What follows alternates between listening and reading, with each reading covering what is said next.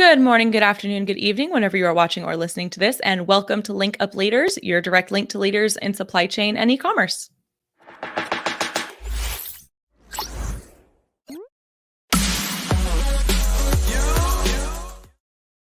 My name is Lisa Kinski. I'm your producer and co-host, and joined as always by Francois Jeffrey. Francois, how are you doing today, dear? I'm doing great and very excited for who we have today. So I know. I'm especially great today. Well, let's just go ahead and jump straight into it then.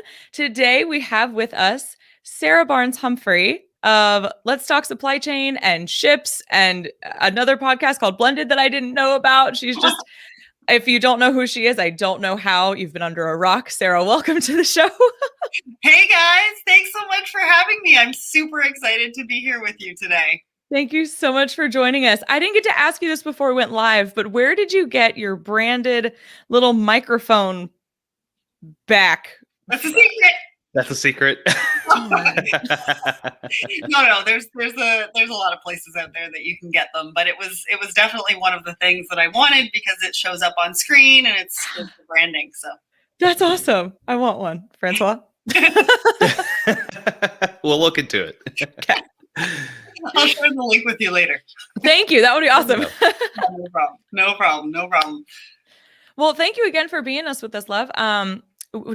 Again, for anybody, y'all have totally lost it. I haven't had a full cup of coffee yet. Jesus.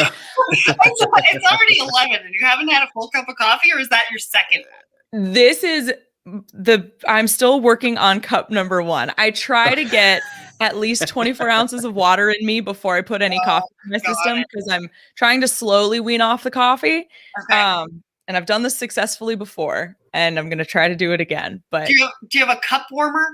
Because that's the secret to extending your coffee life.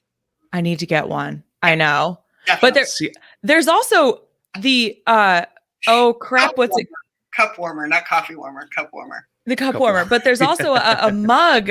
It's like a $100 coffee mug, but it's like USB rechargeable, and you can work it through an app on your phone, and it maintains your coffee at whatever temperature you set it to. I have to find this thing. It is it's $100, but it seems wild. my cup warmer was like 20. So. Yeah, exactly. Well, that's essentially just a candle warmer, right? It's just a hot plate. Pretty much. Yeah. But really, really helps because when I do my thoughts and coffee on Tuesdays, right? I need my coffee to go through all the articles and figure out, do my prep, but I need to keep it warm throughout the show because I got to be able to drink it during the show. Exactly. Should I do a bit of a background? I guess I should, right? Do what? Should I do a bit of a background? Yes, absolutely. I was going to make one more coffee comment and then get into it, but go for it. Let's get it for anybody who doesn't know you. Right. So Sarah Barnes-Humphrey, founder and host of Let's Talk Supply Chain podcast, also the Blended podcast, which is the newest conversation about diversity and inclusion. And I'm also the CEO of Shipz. So I've been in logistics and supply chain for over 20 years, grew up in a family business in 3PL or freight forwarding, whichever term that you're most familiar with. And went into media when my dad shut the doors. So that's kind of what happened. And that's how I got here. So see, Francois, somebody who grew up in the industry, he's been asking, like, how do people know they want to do this? Like from so young. I'm like, because they grow up in it. And he's like, oh, I guess so. Here you are. Yeah. Well, I don't know too many people that have. And I think that in itself is an important note for how you got into it. And even the topic that we're covering today, which is, diversity, equity, and inclusion. And I know a lot of your posts, I do follow everything that you post everywhere. And I know a big topic is diversity, equity, and inclusion. And that's across every industry, but I think especially supply chain. But maybe that's more biased because we're in supply chain and that's mostly what I see. But I want to hear from you sort of why is this so important, particularly in supply chain? Yeah, well, I mean, traditionally, this has been a very male-dominated industry, right? Logistics and supply chain. When you talk to people about a career in logistics and supply chain, they think trucks, they think dirty warehouses, like the images that come up when you talk to people about logistics and supply chain, but it's much, much more than that. And I think it's really important, especially for new innovation and the next generation, for people to be able to see people like them and who they resonate with and see them have a successful career in this amazing industry. Like, supply chain is in my blood. I'm extremely passionate about it. You can probably tell through all the energy I put into everything that when I talk about supply chain. But it's really important. So in January 2018, I started the Woman in Supply Chain series on the podcast. And the reason why I did that was not necessarily women empowerment, but I wanted to learn from them.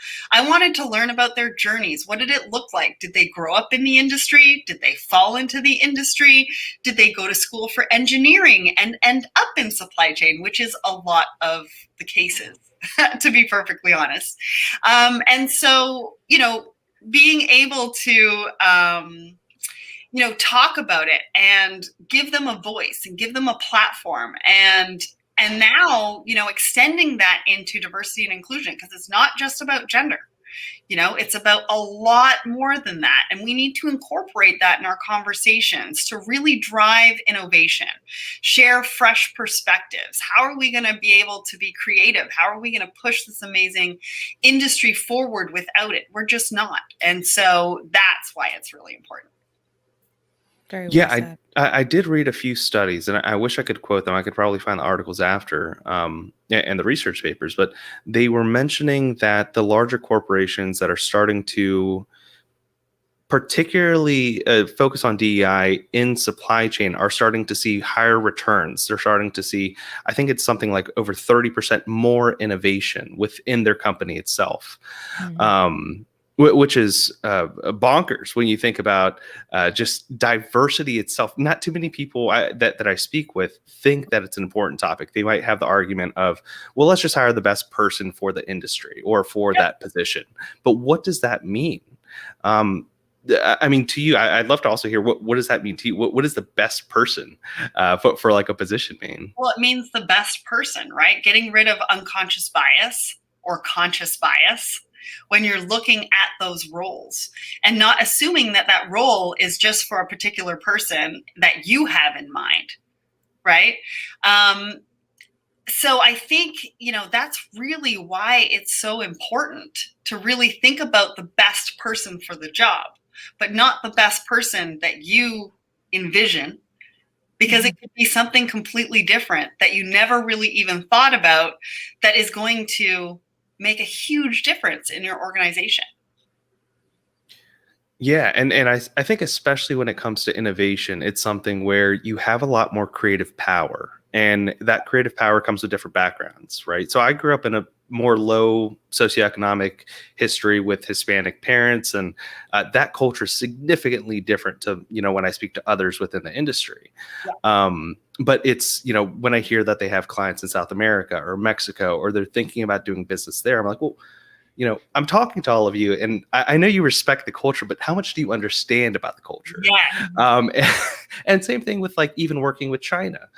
This is something that, I didn't have much experience with, but our founders are from China, and we got to learn a lot about, how do they interact? What are the traditional forms of conversation?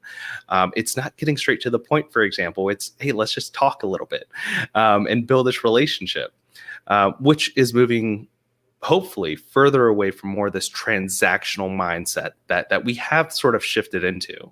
And I'm not sure if you've seen that over the past 2 decades. Yeah, I mean, one other thing that I'll bring up is that it's not just about understanding a culture. It's really understanding people, right? How are you going to spend 8 hours a day if you don't understand the person that's next to you, or you only understand them on a surface level? So one of the really important parts of DEI is creating safe spaces so you can really dig in and learn about each other and what your thought processes are. You don't have to agree on everything. You're not going to agree on everything, but you can respectfully disagree, and you can respectfully lean in to understand. And when you lean in to understand and really get to know somebody and what their perspectives are, it is powerful, and it makes a huge difference in dynamics and culture and business and just in humanity, right? I'll give you an example. So the first episode for Blended, we were having a conversation, what does it mean to you? And we had somebody from the LGBTQ plus IA community. And I said to him, I said, can I ask you how you identify? And they said, well, maybe, depends where we are, depends who's in the room. It depends. There's a lot of factors. Like, okay, but then if we limit it, then we're not really getting anywhere. Because I don't know what that safe space looks like for you, but I want to understand you and I want to get to know you. And we had this conversation because on Blended, we have 5 people plus me. And so we've got 6 people in total. And so we had a conversation about this. And in the end of the at the end of the conversation, he said, you know what? Just ask me. Doesn't matter where we are, who we're talking to. It doesn't matter. I want you to know. Mm-hmm. So that's the other thing that we really have to consider, right? Is that we want people to know how we identify. But if we don't talk about it, we don't give a safe space for somebody to ask us, then what are we doing? Yep. Yeah, that's we have these conversations actually pretty frequently in the office. Just in casual conversation. I guess it itself is a safe space to even talk about safe spaces. Of course. Kudos to you for doing that. Yeah. I think it's definitely important. But how are companies, or how can a company that may, and I think when people think about trucking and, warehouses that might be dreary, or these weird perceptions that they might have of them, how do those businesses start to incorporate safe spaces? And I guess, how do they get more behind DEI? There's a lot of places. I mean, Maersk put out an article about a month ago saying that they couldn't find enough women for their C-suite. I mean, where are you looking? Yeah. What does that mean? I don't know what that means. And where are you looking, right? You talk to any culture or any race, and if somebody says that, they're like, where are you looking? And who are you talking to? And are you asking the right questions? So I think it really comes down to intention and mindset. And, because there are associations out there. There's the Women in Trucking Association, which is an amazing association, right? That you can tap into, and you can find new talent, and you can find those that potentially want to work for you. And they're like Women in Trucking Association. I think they even have a doll that is like a woman in trucking. So that girls can aspire to be a truck driver. They're also advocating for truck stops on the side of the highway to have more provisions to make it safe for women. So there's associations out there that are thinking about how to make this a safe space for diversity and inclusion, whatever that looks like. And so I really think that you've got to look within. I mean, I'm not a consultant on this. I run a podcast, and mostly my guests talk about this, right? So there's a lot of experts out there in the DEI space that you can consult with, and they'll come in and they'll have those tough conversations with you. Like, why is this important to you? Because the why in anything is what's going to drive the passion. It's going to drive the change, and it's going to drive the impact.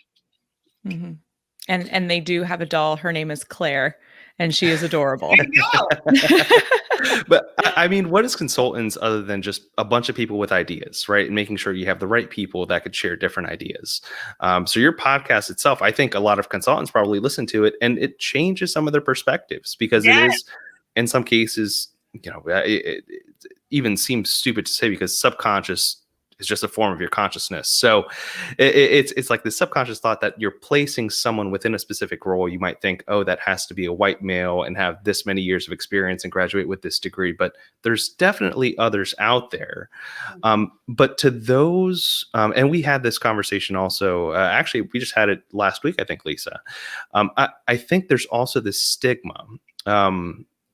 Maybe stigma is the wrong word, but it's harder for, let's say, women or other cultures to apply for positions that historically are granted to men. How do we break that habit and that mindset? Yeah, I don't have all the answers. It's definitely a work in progress. Like I said, you need to expand your search. A lot of companies are using keywords too. And so if you're not getting the right keywords, you're not popping up on their radar, which is a bit of a challenge in itself, right? Because I'll give you an example. I heard a story where somebody put CPO in their in their resume for chief procurement officer, but the human resources person didn't know what CPO meant. So he lost out on an opportunity because he didn't put chief procurement officer. Well, and CPO can also be chief people officer, chief purchasing officer. Like, it stands for so many things. It really, really does. So, I mean, it depends, right? Who's looking at the resumes? Who's gathering the resumes? Who's whittling it down? There's so many factors in trying to find a job. I think there's got to be a better way to do it. Do I think that we have the answer? I don't know. There could be somebody out there that is working on something right now, potentially. I don't know. But it's definitely something to think about and be intentional about. How are we hiring? Who are we looking for? What is the bias that is maybe stopping us from taking that resume from the potential pile into let's get them in for an interview? And I think the conversation we had specifically, Francois, was a couple of years ago, or good God, a couple months ago. And it was because I had made a comment of, like, when you were looking to fill a position recently, I was like, there sure are a lot of presumably male names on your calendar. Are we not interviewing women? And you were like, they're just not applying. And I'm like, well, it's because statistically speaking, women will only apply for a job when they feel that they meet 95 to 100% of the requirements on the posting, and men will apply when they feel they meet 60%. That's it. But how? Like, how do we change that? Like, is it a shift in mindset from the female perspective of just applying for? Oh no, my reveal light just fell off. Okay, it is what it is. We're just gonna go with it. And my neighbor just decided to cut her lawn, so we're 2 for 2 right now. Oh, okay, well we can't hear her. So that's good. And now you can see my front door. I don't know what the hell's happened with my that's okay. I think it comes from having conversation, right? I think we all have to have conversations, and I think we need to be able to create that space for those conversations. So having a champion, having a sponsor, having a mentor, having somebody on your side within that company that, is maybe a female, right? If you're a female looking to figure out what your career looks like, maybe there's a woman in your organization that you want to go and talk to. But also, we have to be careful of that too, right? Because I was talking to somebody the other day where they have a female who is their boss, and when she went to ask for a raise, they had limited beliefs as to what she could make. And she was like, well, no, that doesn't really track anymore. I think I should make this. But they had limited beliefs that it was too much. We have to be able to have respectful dialogue as to, and it's not really about what's right and wrong, but what those limiting beliefs could be. And are we imposing them on ourselves? Are we imposing them on other people? What does that look like? How do we get past that? There's so much to unpack that it's not going to happen overnight. But I think if we are more conscious and intentional about our conversations and a little bit more aware about what we're saying and how we're conversing and what that looks like, being open to other people's perspectives, like her perspective saying, no, I think I should be making more than you think I should be making. And leaning in to understand. Like I said, we're not all going to agree. I'm not saying we need to come around the campfire and kumbaya. That's not realistic, and that's not what it needs to be. We just need to be able to have good dialogue and have good intentions and know what that means for us. Yeah. And it's about identifying those, as you had said before, those unconscious or those subconscious biases from the beginning. And I'd love to know what you've learned about kind of how you identify those. Because if you're unaware of it, then how can you address it? I just saw an excerpt of a TED Talk where a woman was on a plane and she heard a pilot come over the PA system and she was like, yes, women, we're in the stratosphere. Let's do it. And then she said they hit some turbulence and she was like, girl, you best be able to drive. Like her mindset had shifted. She was like, our default. And it was, she had cited this study that's been going on for like 10 years and you can determine your biases through this test online. But she was like, our default in America is white male. And it's like, but how do you come to identify what those biases are so that you can then open up the conversation to know that you need to be, open to those differences in opinion and things like that? I think that's a great question. I mean, we all struggle with that, right? And I think there are times where you can catch yourself if you are intentional about picking up on those things. But I think feedback is really, really important. Asking people for feedback on how you've managed something, how you've been a part of a conversation, what has that looked like? And being open to also and intentional on listening to what other people are saying to you and being like, oh yeah, okay, maybe that's something that is my limited belief that I'm passing on to somebody else. Let's change that. Right. And once you're aware of it, you can pick up on it in the conversation. So you're having a conversation with somebody and maybe you say it again and then you're like, oh no, wait a second. Let's step back a second. And everybody's a work in progress. Right. So, you don't want to get caught up in being perfect because nobody is perfect. This is a journey for everybody. And that journey looks different for everybody. And not everything's going to work for one person over the other. Right? We're all very different people. You got to figure out what works for you, and what that looks like. Absolutely. And it didn't even occur to me until right now that we had already planned this podcast about diversity and inclusion. And here we are 4 days into Pride Week. And like you had mentioned before, it's, DEI is more than just gender. It's more than race. It extends into sexual orientation as well. So first of all, happy Pride, everybody. Yes, Pride. You love somebody that's part of the, what have I heard it called? The Rainbow Gang or something like that. I love it, but more than likely. But anyway, what are some things that employers can do to be more inclusive in that regard to the LGBTQIA plus community? I think it's really just, building a culture of inclusivity, and like we were talking about, looking for talent in other places that maybe you don't necessarily look for. You know what I mean? And being active in those communities, and not just for a week and not just for a month, a year, but educating yourself, understanding, but it also goes both ways, right? Because we also need to be able to let people know how we identify if we want to do that, right? And that's everybody's choice, right? And so you may or may not know, and if you don't, there's nothing you can do about that if they're not going to be open and honest about how they identify. I think you're right. And that starts with leadership. And that's why I'm personally happy to see platforms like LinkedIn now add your pronouns to your profile, because it's not just for those who may not identify with what as they quote unquote present as. It's for those that are cisgendered and,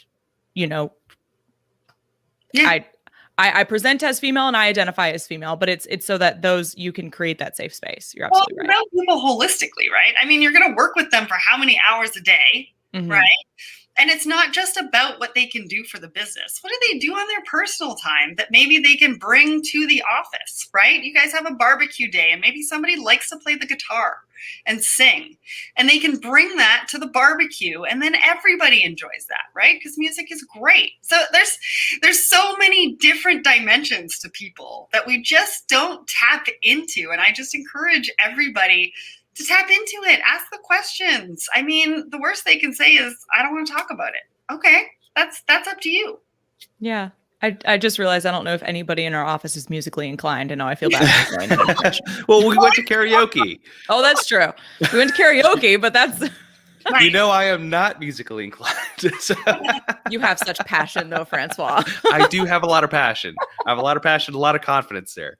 Not necessarily the best musical capabilities. So how was karaoke then? I mean, was it kind of like everybody got back on Monday and was like, we're not going to do that again? Or yes, we're definitely doing that again? I think we had a great time. I think we'll do it again. Sure. We'll see. We'll take a poll. I don't think we actually ever took a poll on it. Nobody really talked about it afterwards. We just did it and came to work, and we were like, okay, that was that. It's a vulnerable thing, right? Like getting up on stage and singing, and some people are good, some people are not so good. We did have some amazing singers. Oh, good. We had a few, yeah. Yeah. I wish I understood. Some of them were in Chinese. I did not understand fully, but they had beautiful voices. So Nice. it is what it is. But I know we talked a lot about DEI, and I know you're so multifaceted, and you are very much also in logistics. Yeah. How, I guess, can we focus DEI, particularly in logistics? Everyone that I've spoken to in logistics, it seems like there is just this barrier. It's like if they're an agent, it tends to be a woman. If it is a freight forwarder overseas, it tends to be a man. Obviously there's this cultural divide. We are in the US or Canada or Mexico, and they are overseas. But how do we, and I know we keep asking how, and I know you don't have all the answers, but what's your take on how we could possibly bring those two cultures together and I guess bring more inclusivity between the two cultures as well? I think it's getting better. Like I said, it's not going to happen overnight. I think, supply chain logistics are very well intertwined. We're seeing more women in supply chain, which will hopefully influence and make an impact in other areas of supply chain as well. Especially, technology. Yeah. Right. There's not a ton of diversity on the tech side when it comes to, I think I was talking to somebody the other day, maybe coding, when it comes to coding and things like that. So taking a look at, the different avenues and career avenues in supply chain, and then encouraging people to get into those aspects of the field so that we can encourage diversity. But again, it comes down to all of us. It comes down to all of us having conversations like this, publicly or behind closed doors or in the middle of the office, right? This is where we make the impact, is just by having conversations and figuring things out together. Because like I said, I don't think everyone has that magical crystal ball or all of the answers, but it's definitely something I think we all want to come together and see happen in logistics. But I think also we wanted to talk about things that are happening in logistics outside. Yes. Because there's a lot going on, and supply chain logistics leaders are tasked with so much right now. And so as much as DEI is a really important topic, these disruptions are really important, plus the mental health of our supply chain professionals as well. Yes, mental health. Let's get into it. Well, talk about what's going on in the industry. Yeah, the industry is absolutely nuts right now. I mean, we have seen rates 9 to 10 times what they were 2 years ago when it comes to containers, availability, just not being there.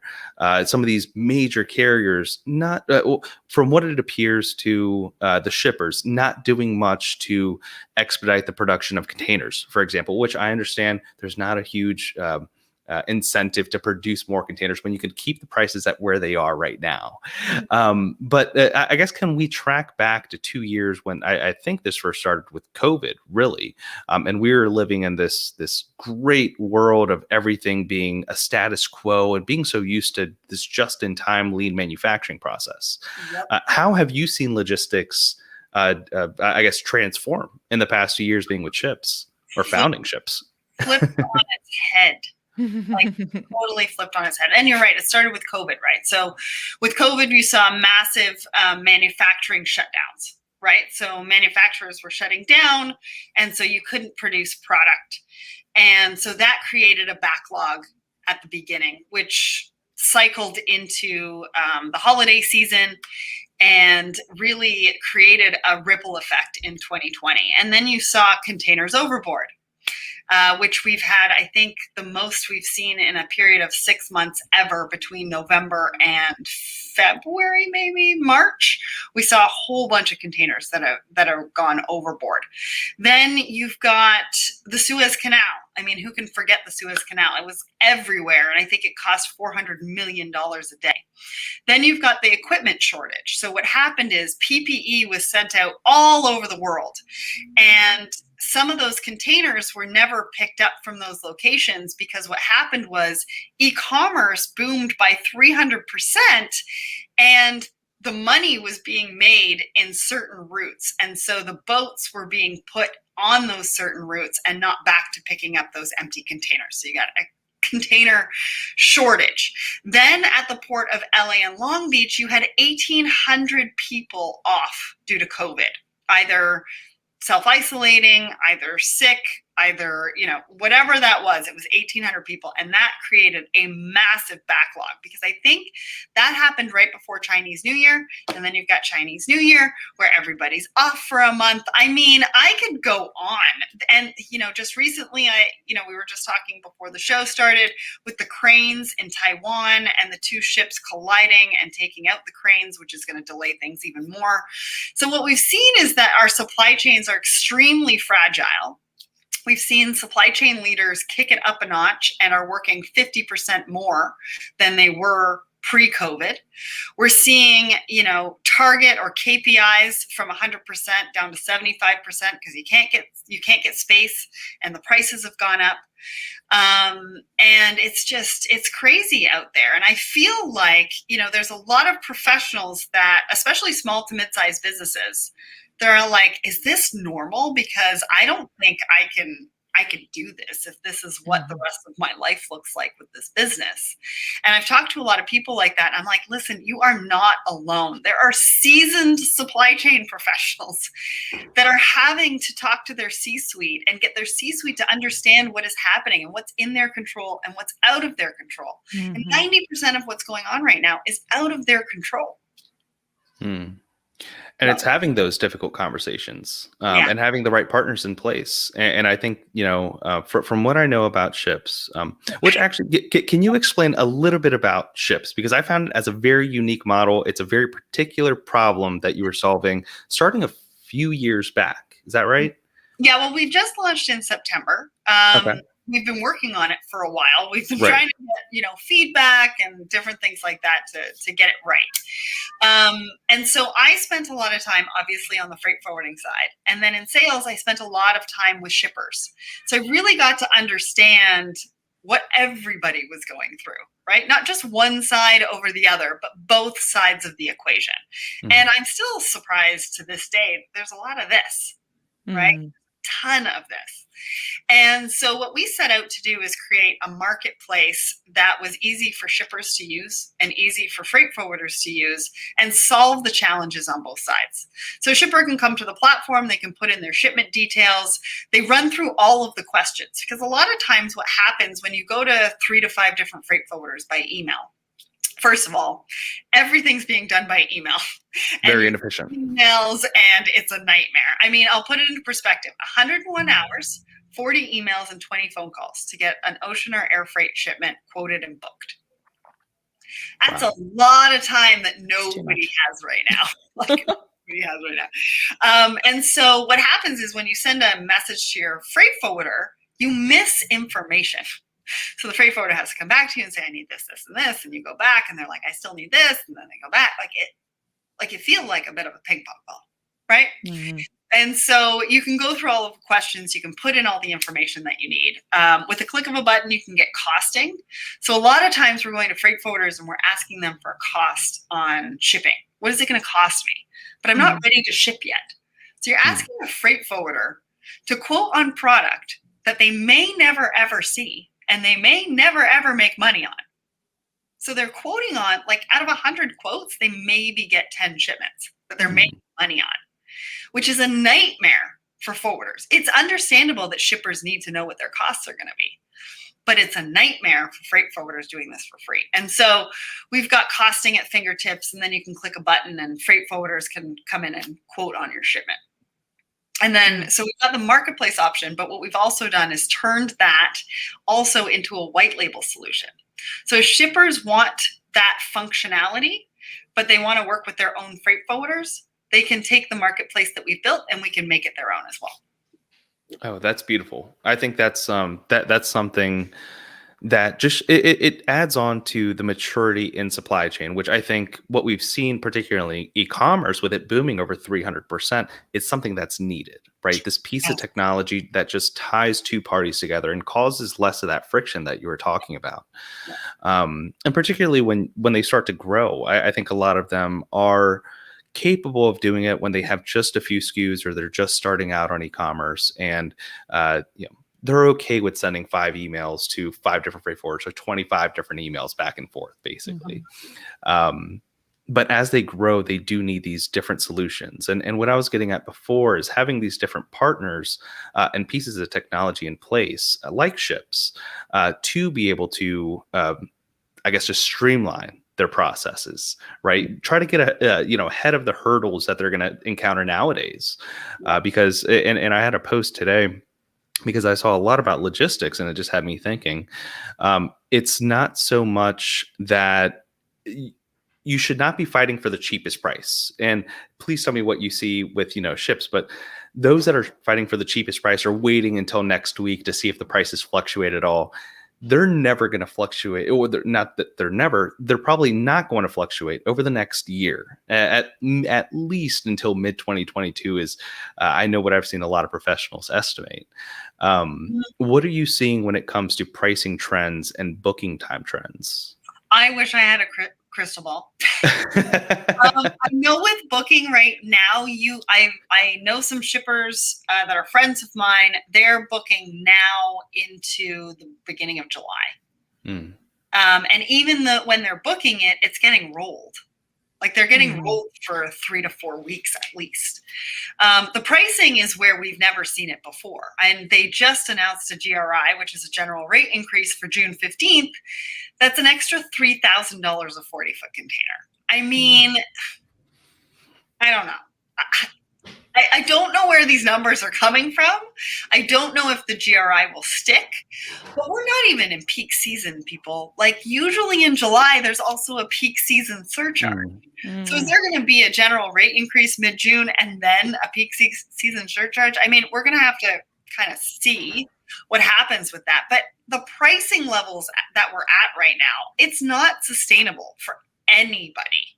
So the faster that we can get back to some sort of stability and bring those prices down, the better it is for everybody. So to give you an example, it used to take 25 days from Shanghai to LA, transit time, ocean freight. For standard ocean. Yeah. Now you're seeing 47 to 55 days, right? Plus your manufacturing is longer, because the manufacturing is taking longer, right? So think about that. Your capital is now tied up longer in the manufacturing process. Then your capital is tied up twice as long in shipping, in the transportation of goods, right? Plus you're paying 4 to 5 times more. So what I'm seeing is when companies or organizations are going for investment in their organizations, they're now listing logistics as a huge component of what they're going to use the money for.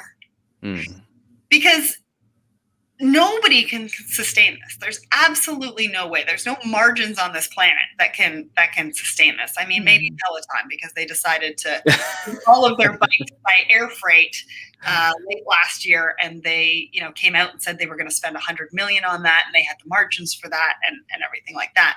But if we think about small to mid-sized businesses that really drive the economy, I mean, this is brutal. And you're saying mid 2022? I sure as hell hope not. Because we're going to see a lot of destruction. And the other thing to think about, and I don't know if the steamship lines are thinking about this, but a lot of supply chain leaders are also thinking about the future. So I can't solve it right now. But what does that look like for the future? Where am I going to manufacture? And maybe that means bringing manufacturing back home.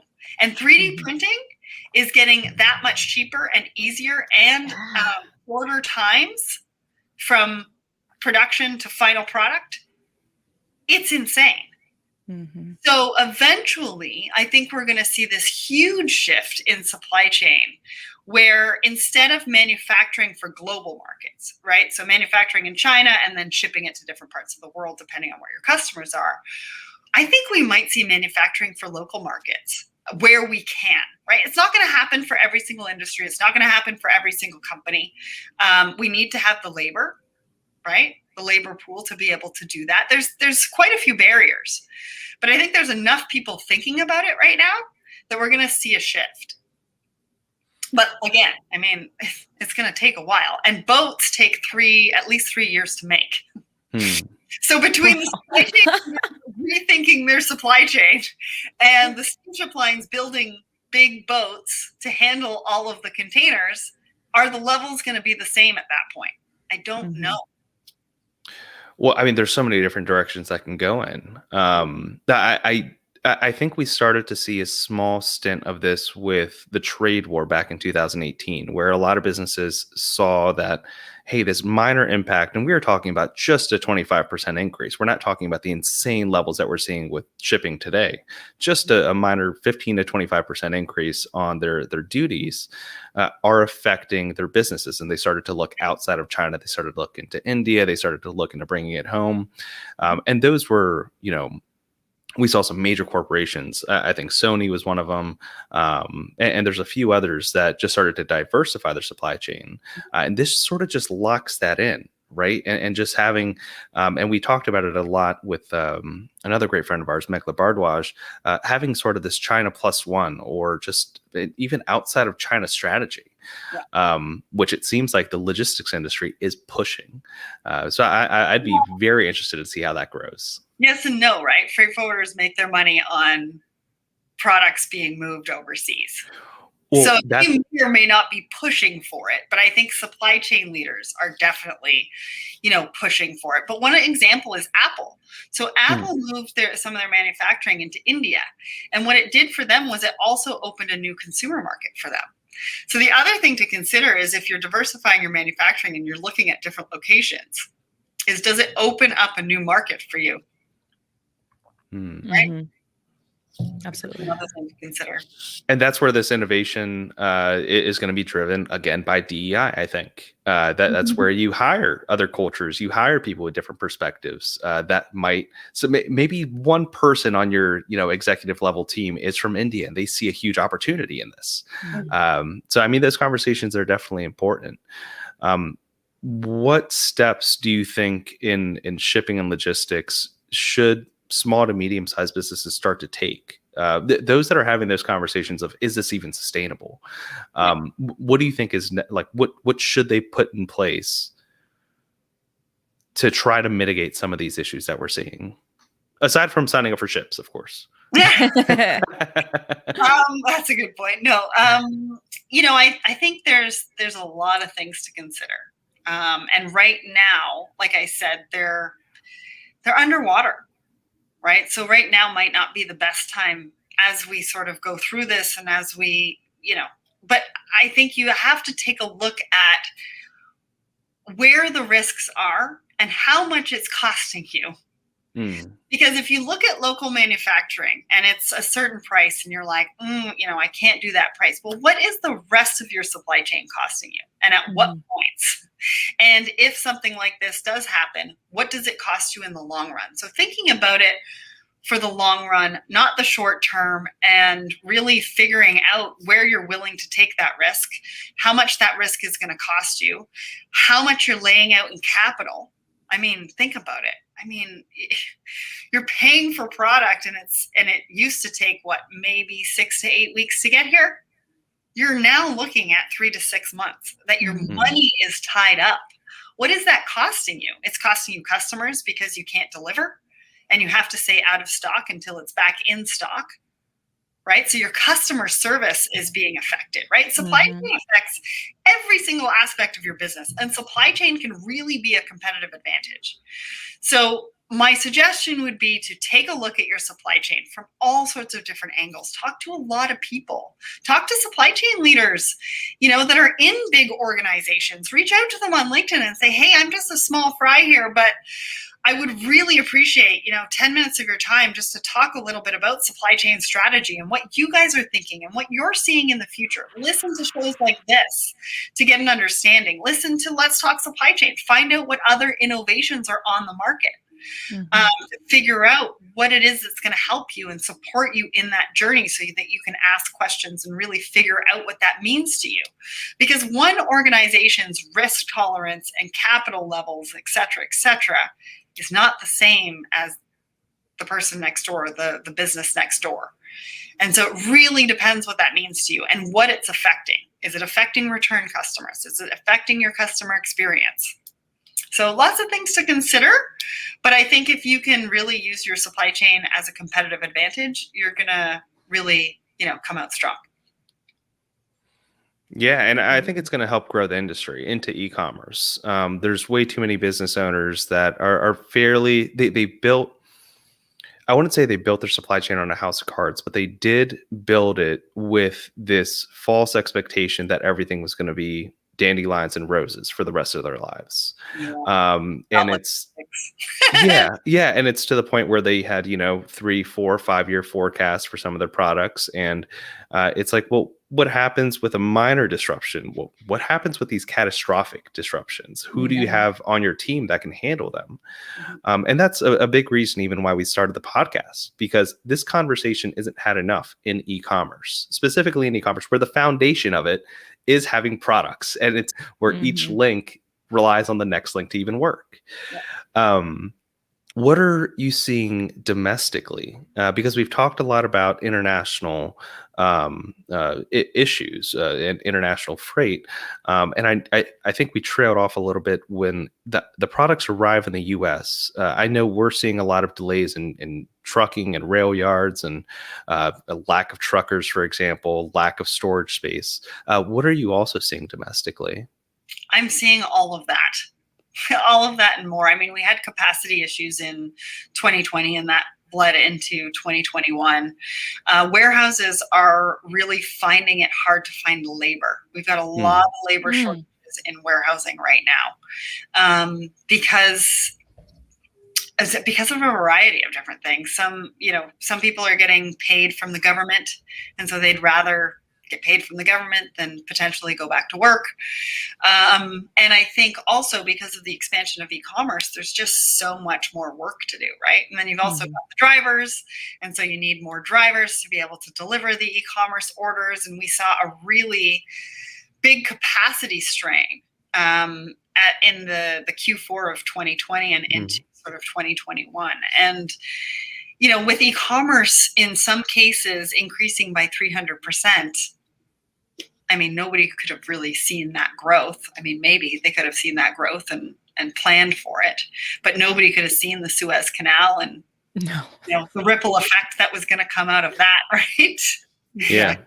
That really affected all sorts of things. I mean, it was toilet paper at the beginning of COVID, and now it's a variety of different products like microchips, resin, right? Because Texas had the ice storm, and there's a big resin plant that got shut down and will not recuperate till the end of the year, end of 2021, to get back on track to where they were before. Jeez. Right? Yeah. So it's affecting all sorts of things, and it's affecting raw materials too. Absolutely. Yeah, I'd be interested to see a book on how all of this actually played out and the ripple effects, so we could learn from it. I think we're going to see a new reliance on technology, hopefully, and a chance for thought leaders to be a part of conversations for innovation. That's so important in the industry. Like you said, a lot of it's done through email, which is crazy, mind-boggling to me. But when they have entire departments only chatting with overseas representatives via email and then putting it into it seems like a lot of human labor that's wasted, and that could be optimized. And hopefully we do see it in the years to come. Yeah, no, I think we will. I've had a lot of discussions about robotics in the warehouse and how exciting that is, because it really helps enable the human workers to do their work more efficient. And anyways, there's a lot of things that we can. Well, and unfortunately today we don't have time to have a 2-hour, because you have a hard stop because you're hosting a Clubhouse room. But let's take a couple minutes. Let's plug your shows. I'm going to go ahead and put the URL for Shipz up on the screen, and that is with a Z. Friends, SHIPZ.com. But go ahead and plug everything. And then, what's the name of your room? Maybe we'll tune into it. or Z for the Canadians and the Europeans. Yes. Yes, letstalksupplychain.com is the podcast. You can also find Let's Talk Supply Chain on wherever you subscribe to podcasts. You can also find the Blended podcast, which is about DEI. We have like incredible, authentic conversations about different topics in diversity and inclusion. So I hope you guys tune into that. And then, find us on LinkedIn. Let's Talk Supply Chain on LinkedIn. We go live every Tuesday. Sarah Barnes-Humphrey on LinkedIn. Always love to link up with you guys there. And then I've got my own club on Clubhouse called Let's Talk Supply Chain. So every Friday at noon for an hour, we get together and we talk about what your week in supply chain looks like. And we've got a packaging expert. We've got all sorts of different experts from different avenues of supply chain, but it's also a great way to network. So we encourage people to come up on stage and introduce themselves and, talk about any challenges, ask questions, share their perspectives. So perfect. I love it. I don't have a 12 o'clock, so I'll be tuning into that Clubhouse room. Bring it up on stage. We can talk about some of this. Nice. Awesome. Well, Sarah, thank you again so much, dear. And again, both the podcasts and Shipz will be linked in the description of the video and of the audio experience. And if you guys liked what you heard or saw today, please be sure to like, comment, subscribe, share with your friends. And, we just want to spread the word about all of the education and information out there about supply chain and e-commerce from leaders like Sarah. So Sarah, thank you again so much, love. It's been an absolute pleasure. I love what you guys are doing. Thank you so much for having me on the show. And hopefully we can do it again soon. That would be awesome. Happy Friday. Thank you. Bye. Happy Friday, everyone. Bye, guys.